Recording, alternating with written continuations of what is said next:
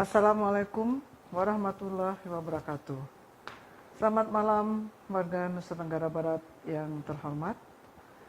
Izinkan kami dari Gugus Tugas Percepatan Penanganan COVID-19 Nusa Tenggara Barat menyampaikan update COVID-19 untuk Nusa Tenggara Barat pada hari ini, Senin 8 Juni 2020.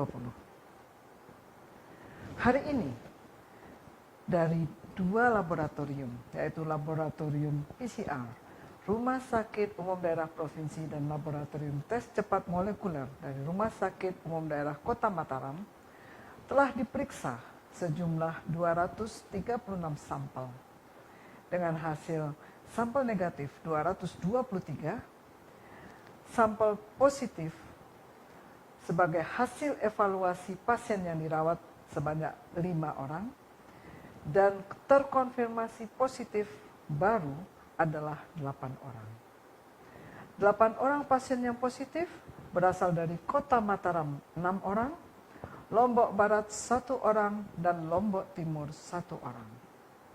Sehingga total kasus terkonfirmasi positif pada hari ini adalah sejumlah 830 orang dengan positif rate sebesar 10,6%. Pada hari ini, sama dengan 1 hari yang lalu, jumlah kasus yang sembuh berada jauh di atas pasien baru yang positif. Hari ini ada 27 pasien yang sembuh. Berasal dari Kota Mataram 8 orang, Lombok Barat 6 orang, Lombok Tengah 2 orang, Lombok Utara 7 orang, Lombok Timur 2 orang, Kota Bima 1 orang, dan Sumbawa 1 orang. Sehingga total pasien yang sembuh sampai hari ini adalah sejumlah 409 orang atau 46,5%. Sudah 2 hari ada tren yang baik dari angka kesembuhan, di mana angka kesembuhan sudah berada di atas angka positif baru. Semoga tren ini berlanjut terus di hari-hari yang akan datang, di mana penambahan jumlah kasus positif mulai melandai dan jumlah kasus yang sembuh meningkat. Bapak Ibu warga NTB yang kami hormati, hari ini kabar duka berasal dari Kota Mataram dan Lombok Barat, di mana 3 orang pasien dinyatakan meninggal dunia. 2 orang dari Kota Mataram dan 1 orang dari Lombok Barat. Ketiga pasien yang meninggal dunia berusia di atas 50 tahun.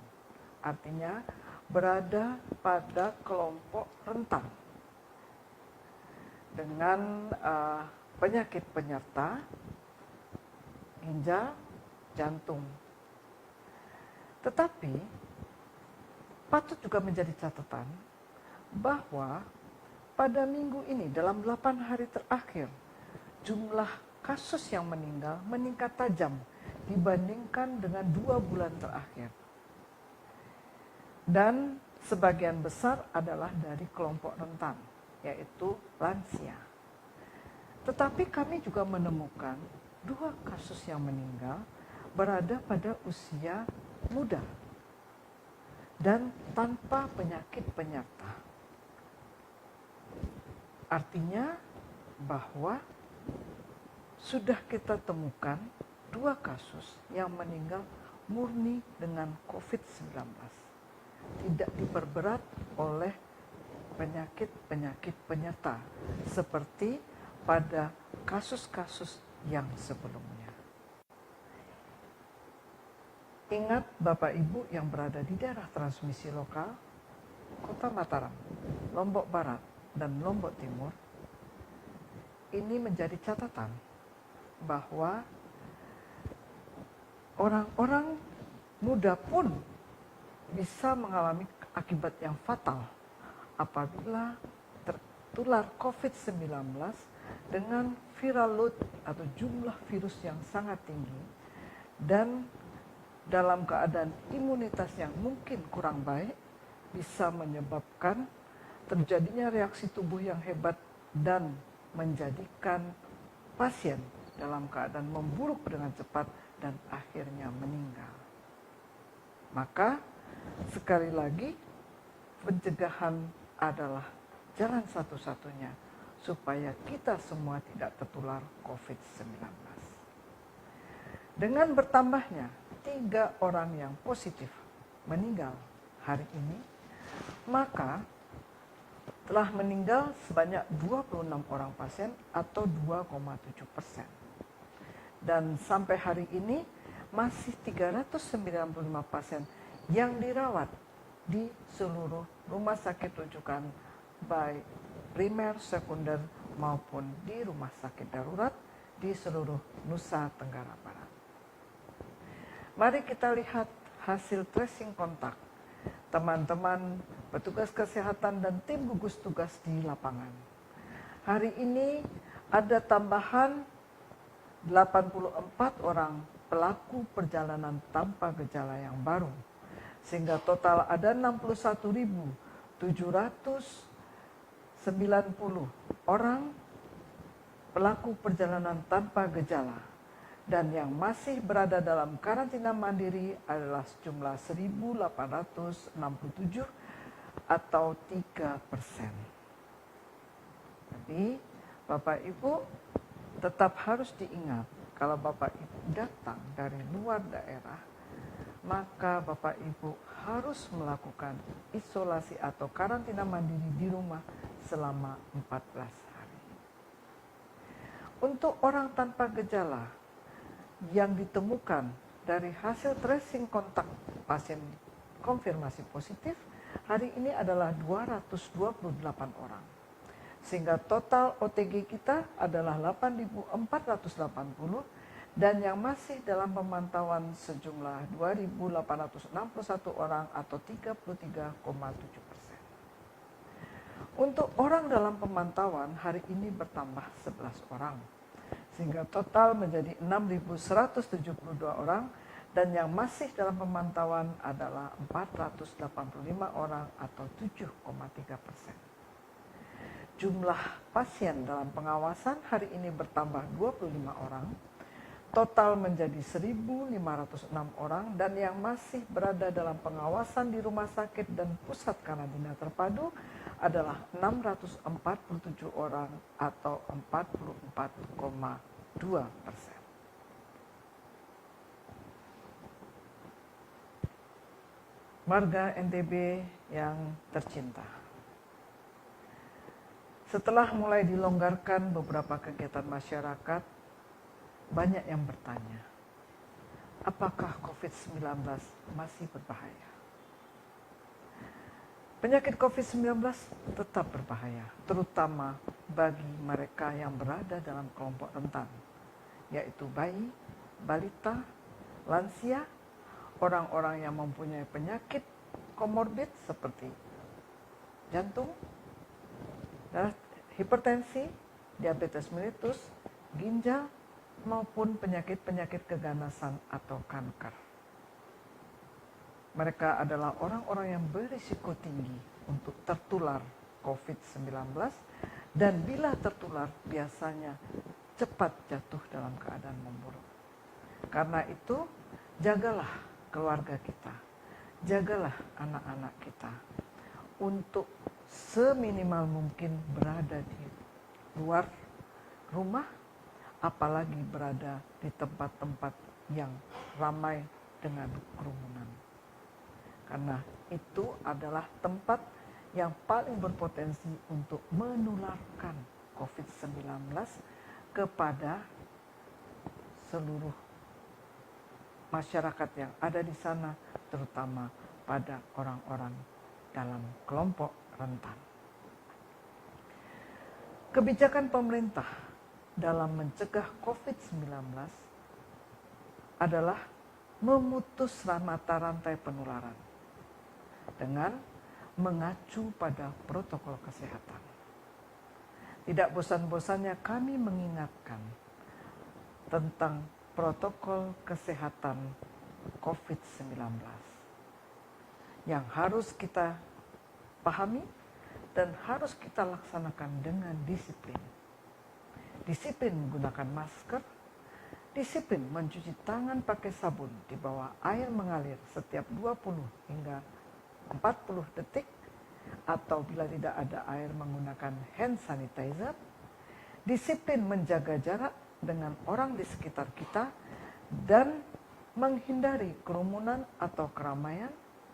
Disiplin meningkatkan daya tahan tubuh kita dengan makanan yang bergizi, istirahat yang cukup, olahraga yang teratur, dan kelola stres. Bila kita berada dalam kecemasan, berada dalam posisi stres, maka imunitas tubuh kita akan menurun. Imunitas tubuh yang menurun akan mempermudah kuman corona masuk ke dalam tubuh kita dan menjadikan kita sebagai penderita COVID-19. Berikutnya, kepada para penderita penyakit komorbid seperti jantung, hipertensi, diabetes mellitus, serta penyakit keganasan atau kanker. Tolong jaga diri Anda. Yakinkan bahwa semua pemindai fungsi tubuh Anda berada dalam posisi normal. Tekanan darah yang normal, gula darah yang normal, laju filtrasi ginjal juga normal, keadaan jantung Anda terkompensasi. Itu akan menyebabkan daya tahan tubuh Anda tetap terjaga dan kuman corona tidak mudah memasuki tubuh Bapak Ibu sekalian. Demikian juga dengan kelompok rentan yang lain, yaitu bayi dan balita. Jaga anak-anak kita. Jangan keluar. Bila keluar harus pakai masker untuk anak di atas 2 tahun. Apabila di bawah 1 tahun, belikan face shield atau pelindung wajah, sehingga anak-anak kita terhindar dari droplet atau percikan ludah orang-orang yang ada di sekitarnya, yang bisa menjadi sumber penularan dari COVID-19. Terakhir, perilaku hidup bersih dan sehat bagi semua.